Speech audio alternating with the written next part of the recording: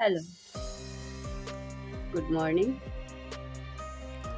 যারা ভাবছো যে যাদের এঙ্গেজমেন্ট লাল হয়ে যাচ্ছে, বারবার লাল হয়ে যাচ্ছে, কি করবে ভেবে পাচ্ছ না, ছোট্ট একটা টিপস দিই এঙ্গেজ বাড়ানোর। এঙ্গেজমেন্ট এঙ্গেজমেন্ট মানে হচ্ছে একজন আরেকজনের সঙ্গে সম্পর্ক তৈরি করা।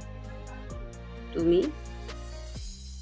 তোমার সামনে যে পোস্টগুলো আসছে সেই পোস্টগুলোর মধ্যে কমেন্ট করো, একটা একটা গঠনমূলক কমেন্ট করো, আর দুজনকে রিপ্লাই কমেন্ট করো, আর 5-10জনকে লাভ রিঅ্যাক্ট দাও।